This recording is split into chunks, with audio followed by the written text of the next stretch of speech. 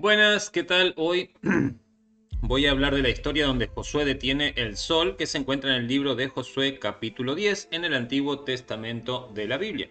Y acaba un resumen. Josué estaba liderando al pueblo de Israel en una batalla contra una coalición de 5 reyes amorreos. Y mientras luchaban, Josué pidió ayuda a Dios. Y en un acto sobrenatural, Dios hizo que el sol se detuviera en el cielo para que los israelitas tuvieran más tiempo de vencer a sus enemigos antes de que anocheciera. La frase clave de este pasaje es Josué 10:12 en la Reina Valera 1960: Sol, detente en Gabaón y tu luna en el valle de Ajalón. Y luego dice: y el sol se detuvo y la luna se paró hasta que la gente se hubo vengado de sus enemigos. No hubo día como aquel, ni antes ni después de él, habiendo atendido Jehová a la voz de un hombre.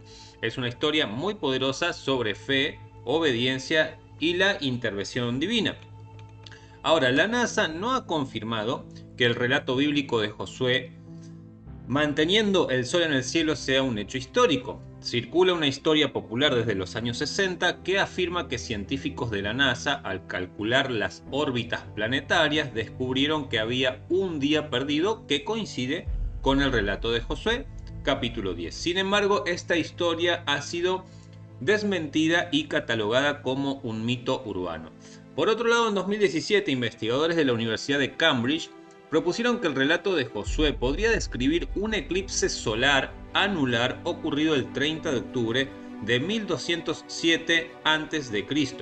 Según su estudio, este evento astronómico podría haber sido interpretado en la antigüedad como el sol deteniéndose en el cielo. En resumen, aunque no hay evidencia científica que confirme literalmente el relato bíblico, algunos estudios sugieren que pudo haberse basado en un fenómeno astronómico real, interpretado como un milagro en su contexto histórico. Ahora, es verdad que si la Tierra se hubiera detenido en el espacio, la inercia hubiera empujado todos afuera del planeta. Sí, es verdad que si la Tierra se detuviera repentinamente, así en seco, los efectos serían catastróficos debido a la inercia. Y aquí explicamos por qué. Primero que nada, la Tierra está girando muy rápido. En el Ecuador la Tierra gira a unos 1670 km por hora. Todos nosotros, los océanos, la atmósfera y todo lo que hay en la superficie, nos estamos moviendo a esa misma velocidad en el espacio junto con la Tierra. ¿Qué es la inercia? La inercia es la tendencia de un objeto a seguir moviéndose a la misma velocidad a menos que algo lo detenga. Si la Tierra por alguna razón se detiene de golpe, todo lo que está sobre ella, las personas, los edificios, los océanos, todo, seguiría moviéndose por el espacio a esa velocidad. Entonces las personas, los autos, los animales, las casas saldrían disparados hacia el espacio, hacia el este, porque la Tierra gira de oeste hacia el este, a la velocidad con la que venía la Tierra. Los océanos formarían tsunamis masivos, barriendo continentes, los vientos extremos arrasarían el planeta, la atmósfera también seguiría moviéndose, generando desastres climáticos. Sería como si un auto que viaja a 1670 km por hora frena de golpe, pero a escala planetaria. ¿Qué pasaría si la Tierra se detuviera lentamente? Bueno, en el hipotético caso de que la Tierra a lo largo de cientos o miles de años se iría deteniendo, los efectos serían menos violentos, pero aún así cambiarían estrictamente el clima y el equilibrio de la vida. Por ejemplo, un lado del planeta estaría en constante día y el otro día en constante noche. Entonces, una detención repentina del planeta es esencialmente desastrosa y humanamente inviable. Por eso muchos creen que el relato bíblico de Josué fue un fenómeno milagroso o simbólico, o que Dios lo hizo de una manera que no afectó las leyes físicas como las conocemos.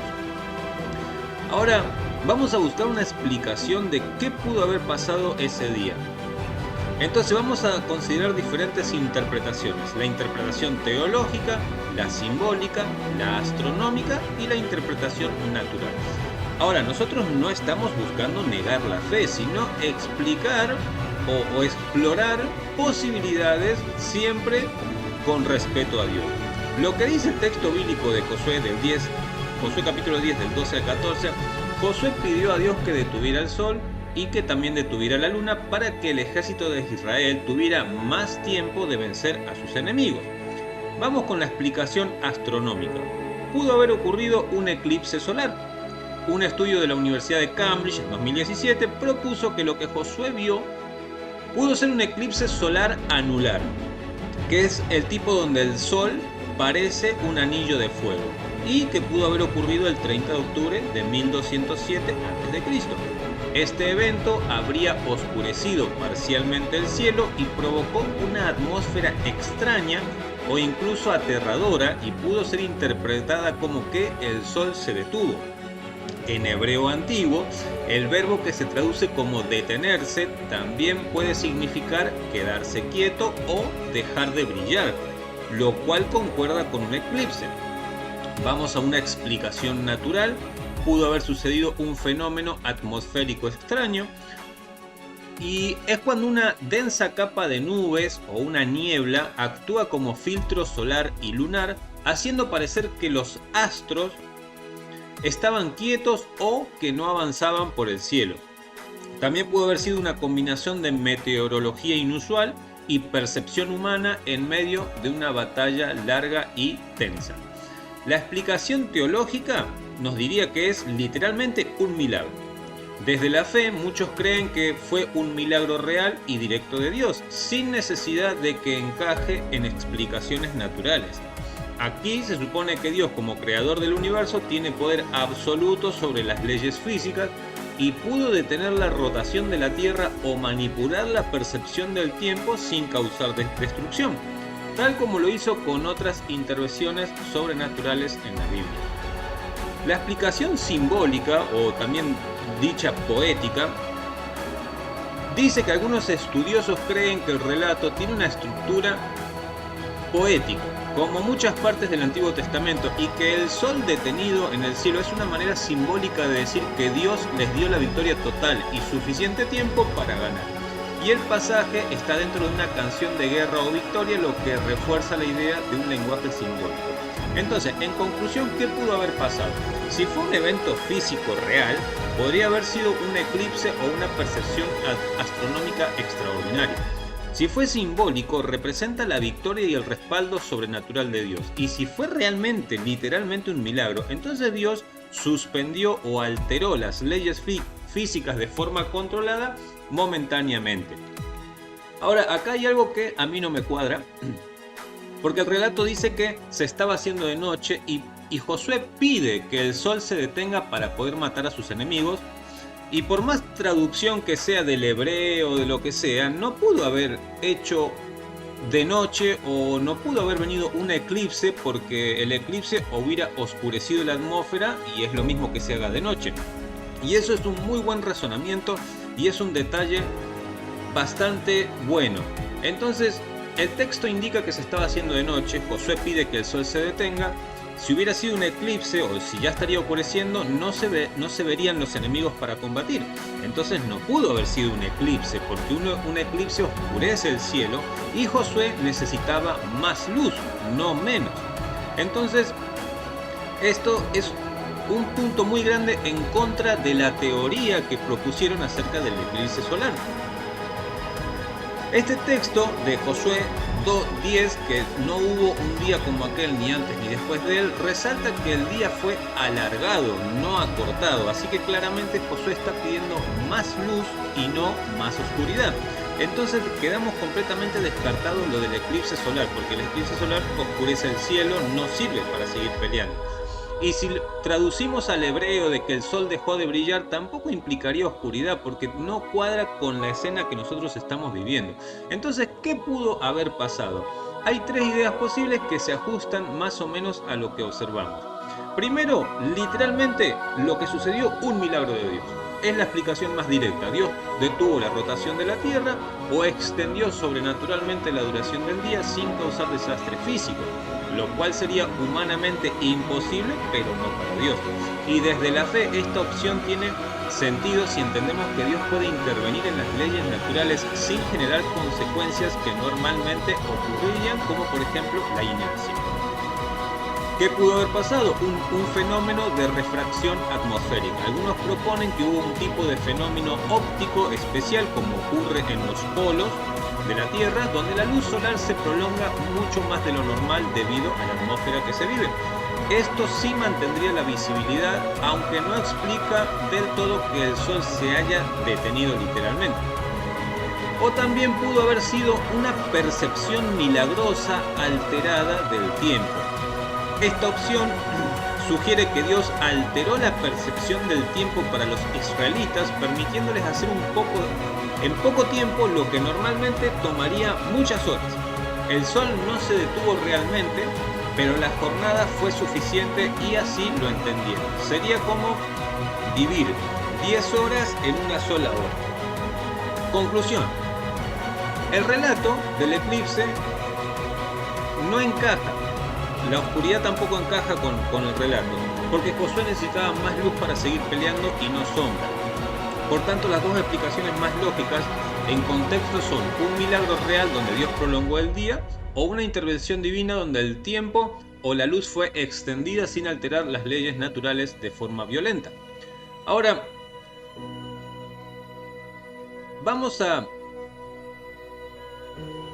suponer lo siguiente, que a mí me gusta pensar en esto.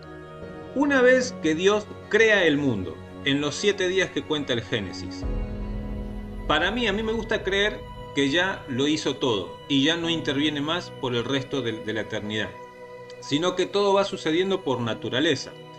Y Josué, por alguna razón, sabía que ese día, suponiendo que Dios no interviene, sabía que ese día estaba destinado por naturaleza a ser más largo. ¿Cómo hubiera sabido Josué eso? Y es una reflexión bastante profunda y bastante valiente, porque estamos haciendo una especie de puente entre la fe, la razón y las causas naturales, como lo han hecho grandes pensadores durante siglos. Entonces vamos a meternos en esa idea. Otra vez le repito la idea de que una vez que Dios crea en 7 días el mundo, ya no interviene para nada, sino que todo va sucediendo como un efecto dominó, donde una ficha empuja a la otra, así por el resto del tiempo, por toda la eternidad. Entonces, ¿cuál es la suposición base? Dios crea el mundo, ya no interviene directamente, sino que todo ocurre según leyes naturales que Él mismo diseñó. Esto es parecido al deísmo. Es una corriente filosófica que dice que Dios creó el universo como una máquina perfecta y luego deja nomás que funcione solo. Entonces, según esta hipótesis, Dios no detiene el sol. O segundo, ese día ya estaba predestinado naturalmente a durar más. Y tercero, Josué lo sabe y actúa en base a eso. Entonces la gran pregunta es, ¿cómo Josué sabe que ese día era el día especial, era el día indicado? Y acá tenemos posibles respuestas, si es que Dios no intervino directamente. Primero, Josué era un gran observador. Quizás Josué y sus hombres notaron que el sol no descendía tan rápido como otros días, y podrían haber dicho, uy, este día parece más largo, tal vez tenemos más tiempo de atacar. Entonces Josué lo interpreta como una señal divina, aunque sea natural, y eleva una oración diciendo, sol, quédate ahí, como si reconociera lo que ya estaba sucediendo y lo tomara como una confirmación espiritual. Aquí no hay un milagro, sino una perfecta sincronía entre un fenómeno natural raro y una intuición espiritual profunda que está sintiendo Josué en ese momento. ¿Qué otra cosa pudo haber pasado? Una corazonada espiritual, como a veces tenemos.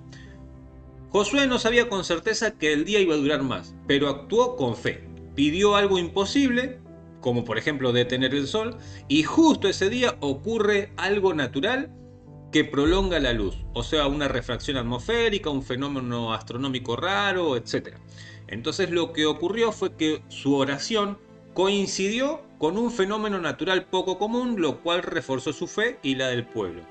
Después esto queda registrado como un acto milagroso porque fue providencia divina. ¿Qué más pudo haber pasado? Este evento fue un evento astronómico predecible. Y esto es un poco más especulativo, porque algunos eventos raros pueden ser visibles con antelación para quienes conocen bien las señales del cielo, como por ejemplo los eclipses, las alineaciones, los efectos ópticos. Entonces quizás Josué o alguien de su entorno sabía leer el cielo y notó que algo inusual venía ese día. No sería raro porque muchos pueblos antiguos eran grandes astrónomos.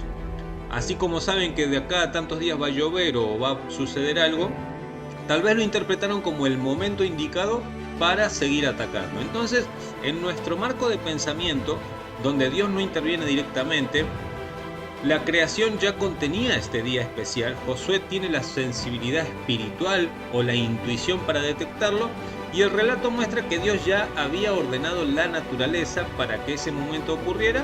Josué simplemente en el espíritu se alineó con ello. Es como si Dios pusiera en marcha un reloj gigante con las piezas exactas, y en cierto momento, sin que él lo toque, la aguja cae justo donde debe estar, y alguien mirando dice: uy, este es el momento, y lo interpreta como una intervención divina.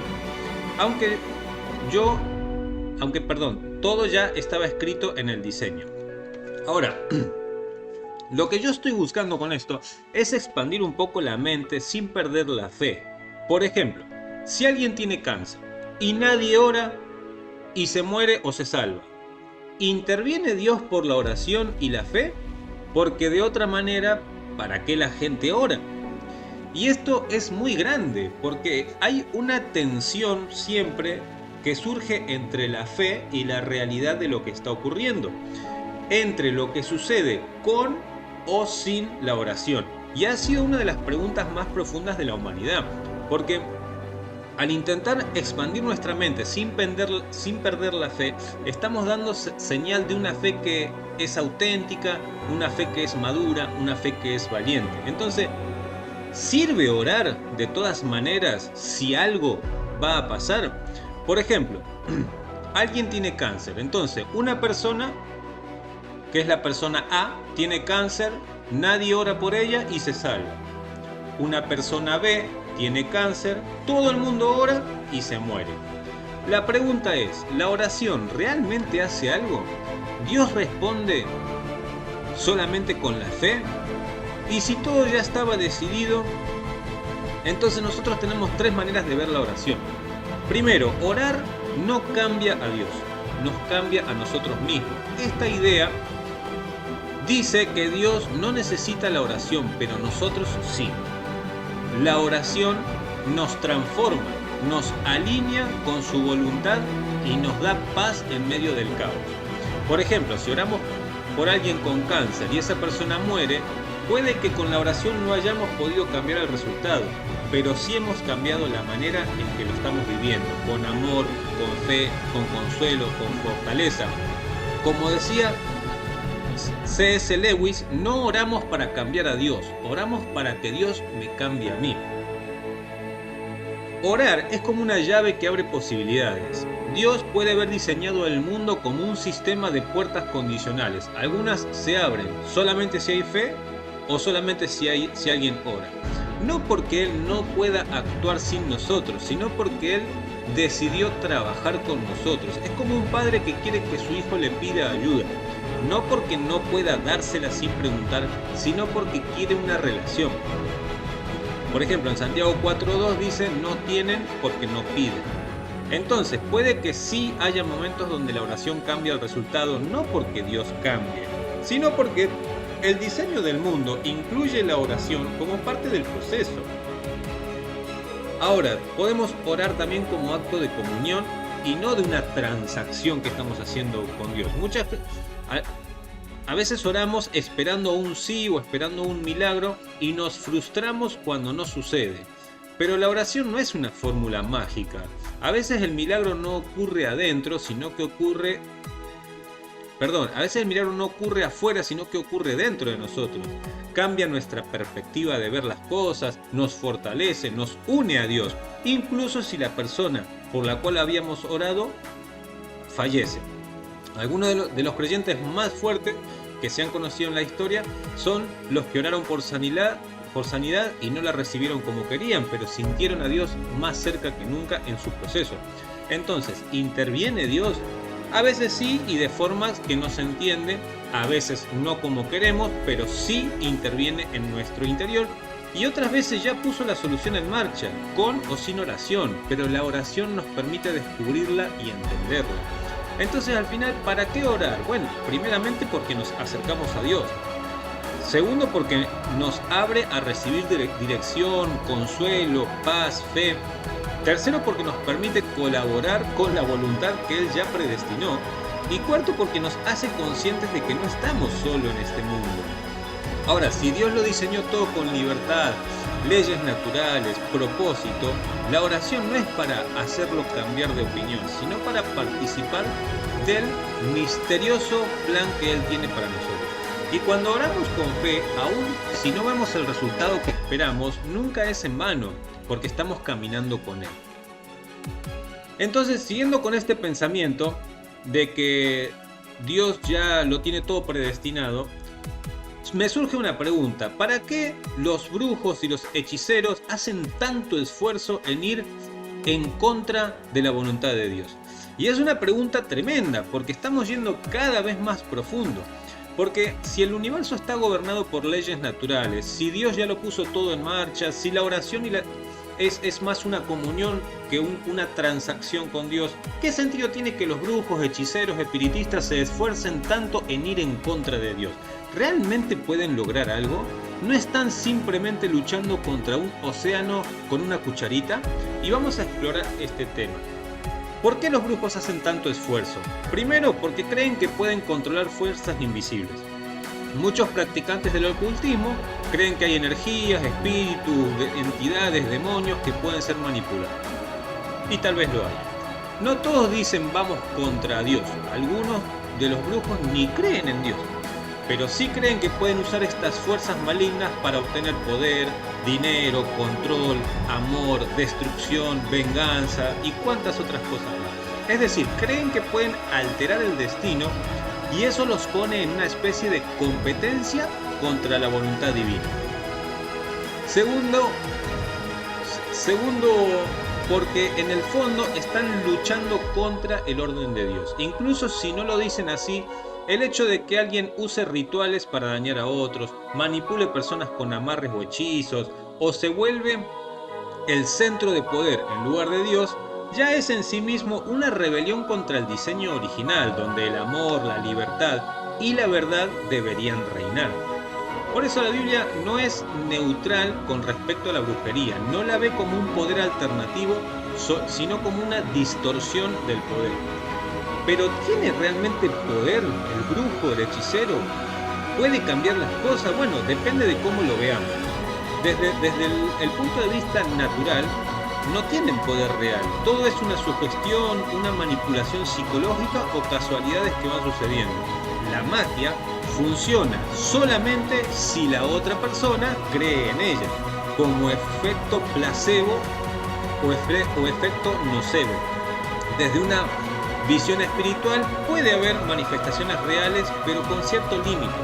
Algunos creen que hay espíritus rebeldes, que obviamente los hay, demonios, fuerzas oscuras, que sí responden a ciertos ritos, pero su poder es inferior a Dios.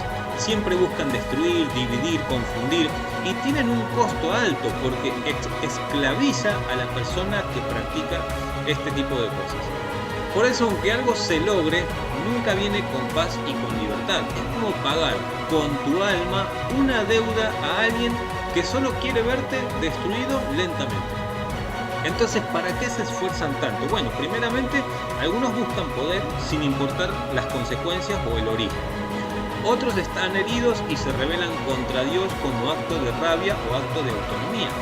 Y muchos simplemente no han conocido a Dios realmente y solo lo ven como un enemigo o como un mito. Entonces es como alguien que se pelea con el sol y todos los días se quema su piel tratando de demostrar que la luz del sol hace daño. Y acá viene la clave: nadie que va en contra de Dios lo vence. pero sí puede arrastrar a muchos en el proceso. Por eso hacen tanto esfuerzo. No porque crean que van a ganar, sino porque prefieren vivir sin rendirse al amor de Dios.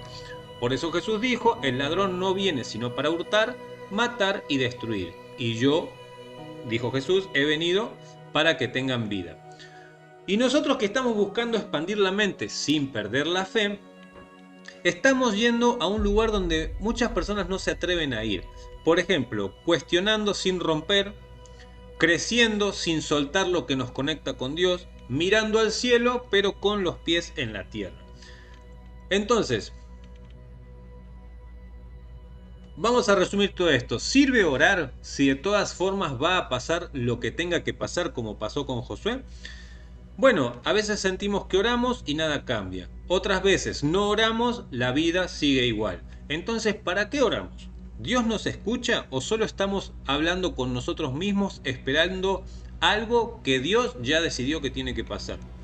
Bueno, la oración no siempre es para cambiar las cosas, a veces es para que las cosas no nos cambien a nosotros. No es como un botón mágico donde nosotros podemos hacer lo que queramos con la voluntad de Dios, sino que es una llave, la oración, para abrir una puerta y ir al encuentro con la persona, con el Dios que nos creó. ¿Acaso Dios no sabe lo que necesito antes de pedírselo? Él sabe lo que necesitamos antes de pedírselo, pero igual quiere que nosotros se lo digamos. No porque Él lo necesita, sino porque nosotros necesitamos el acto de confiar en nuestro Dios. Es como un niño que le pide agua al papá, aunque el papá ya tenía el vaso con agua listo. Entonces, la oración cambia las cosas en nuestro entorno. A veces sí, a veces no, pero siempre va a cambiar algo dentro nuestro.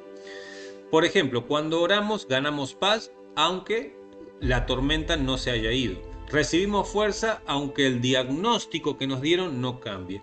Y nos unimos al corazón de Dios aunque no entendamos las decisiones que Él ya tomó.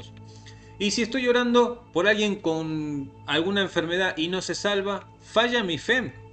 No. La fe no es un contrato con Dios que tiene garantías. Es una relación con Dios con confianza en su voluntad. Jesús también oró con lágrimas y no todos resucitaron, pero el milagro más grande no es vivir más tiempo, sino vivir con esperanza incluso en la muerte. Entonces, ¿vale la pena orar? Sí, vale la pena orar más que nunca, porque cuando oramos no estamos escapando de la realidad, sino que estamos entrando con ella y con Dios a nuestro lado. Que Dios te bendiga y espero que te haya gustado. Chao.